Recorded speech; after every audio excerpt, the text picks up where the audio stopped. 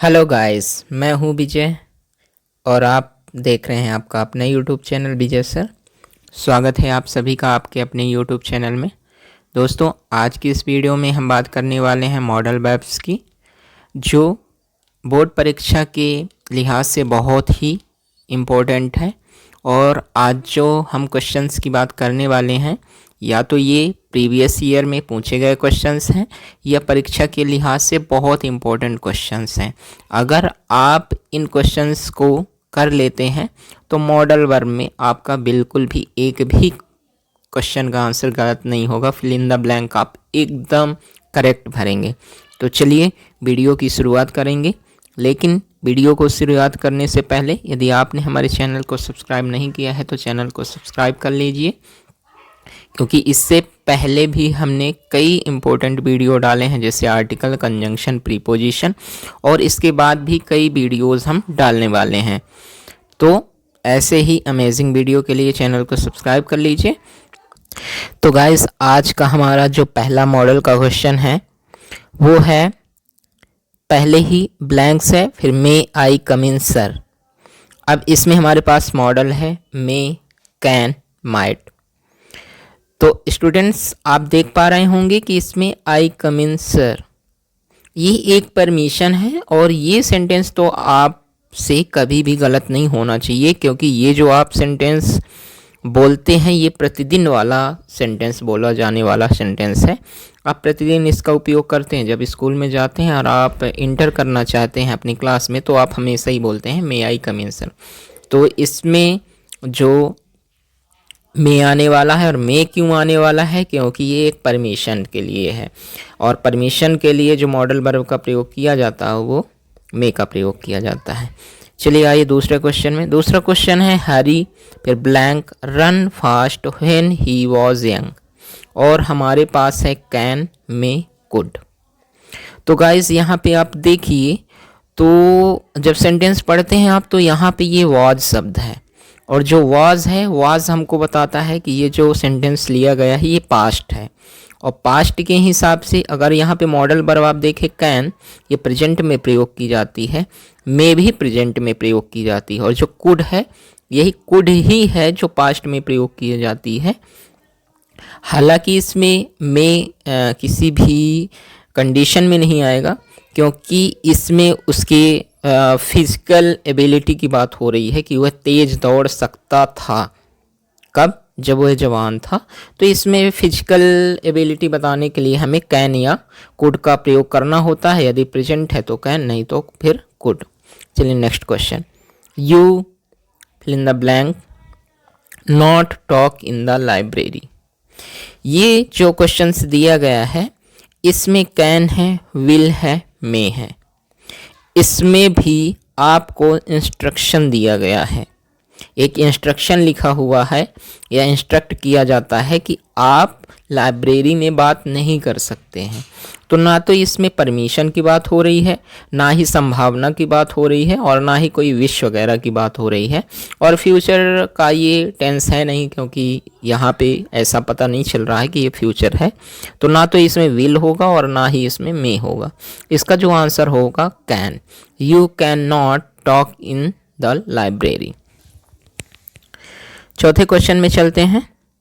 हमारा चौथा क्वेश्चन है we to serve our nation, और हमारे पास मॉडल है, शुड है, मे है और आउट है। यहाँ पे आप देखेंगे कि ब्लैंक के बाद टू प्रीपोजिशन है, और यहाँ पे जो प्रीपोजिशन दिया हुआ है, और जो टू प्रीपोजिशन आता है, यहाँ तीनों में से ना तो शुड के साथ आता है, ना तो मे के साथ आता है आउट के साथ। तो अगर ब्लैंक के बाद टू प्रीपोजिशन आता है तो आप समझ जाइएगा कि इसमें आउट का प्रयोग होगा, क्योंकि आउट बिना टू के प्रयोग नहीं होता है, और शुड और मे टू के साथ प्रयोग नहीं होते हैं। इसलिए इसका सही आंसर होगा ought. We ought to serve our nation. Next question है fifth number. We follow the rules of traffic. इसमें ये फ्यूचर नहीं है, इसमें सेल नहीं आएगा, नीड भी नहीं आएगा, यहाँ पे होगा must. We must follow the traffic rules, यहाँ पे आपको कर्तव्य की बात बताई जा रही है। ये आपका कर्तव्य है, आपकी ड्यूटी है कि आप ट्रैफिक रूल्स का पालन करें, यहाँ पे मस्ट होगा। 6th question, the bus come late. यहाँ पे जो आप देख पा रहे हैं सेंटेंस, तो पास्ट है नहीं, और जो कुड होता है वो कैन का पास्ट होता है, तो पास्ट टेंस है नहीं तो कुड होगा नहीं यहाँ पे।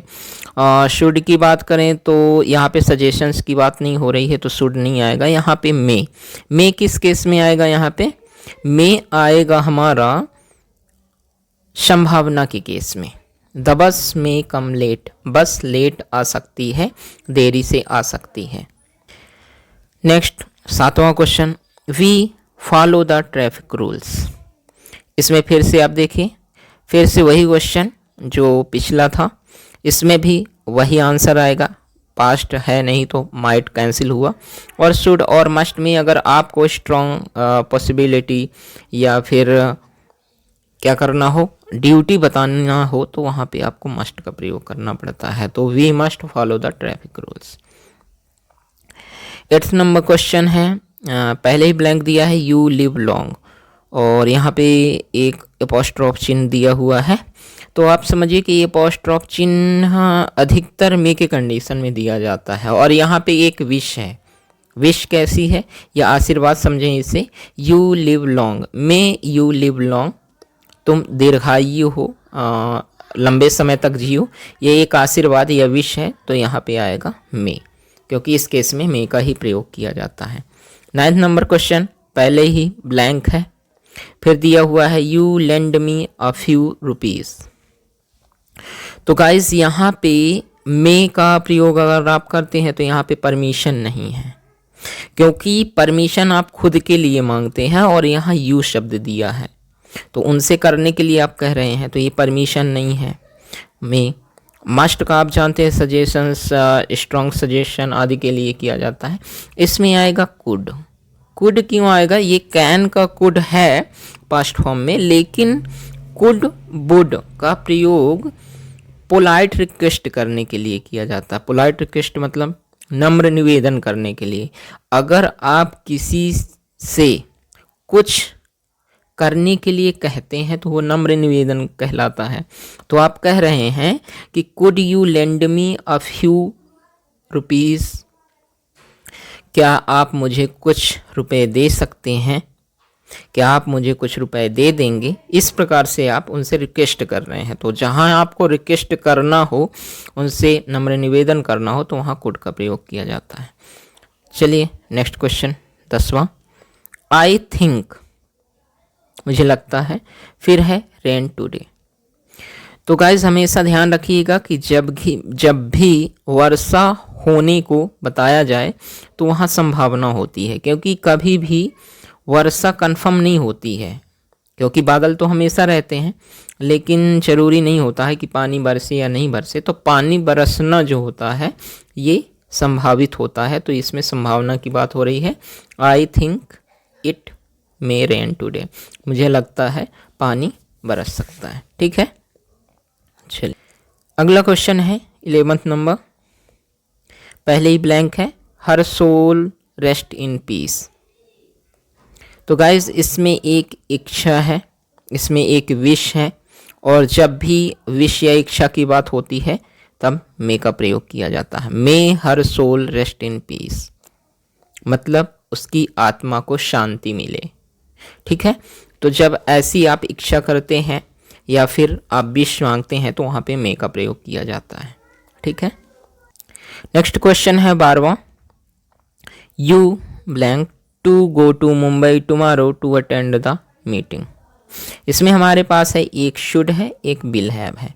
यहाँ सजेशंस की बात नहीं हो रही है, यहाँ पे हमें करना पड़ेगा, एक कंपल्शन है, और जहाँ कंपल्शन की बात होती है वहाँ हैज़ हैव टू का प्रयोग किया जाता है। तो यहाँ पे देखें आप, शुड सजेशंस नहीं देना है, यहाँ पे हमारे पास कंपल्शन है, जाना ही पड़ेगा। तो you will have to go to Mumbai tomorrow to attend the meeting, तुम्हें मीटिंग अटेंड करने के लिए मुंबई जाना पड़ेगा। तो इसमें जो हमारा आंसर होगा वो होगा विल हैव। ठीक है, क्योंकि शुड के बाद अगर आप थोड़ा सा दिमाग भी लगाएंगे तो शुड के बाद टू का प्रयोग नहीं होता। ये जो टू दिया गया है, टू का प्रयोग शुड के बाद होता नहीं है, लेकिन will have to, has to, ऐसा आपने सुना है, करना पड़ेगा, करना पड़ता है, इस केस में हम प्रयोग करते हैं।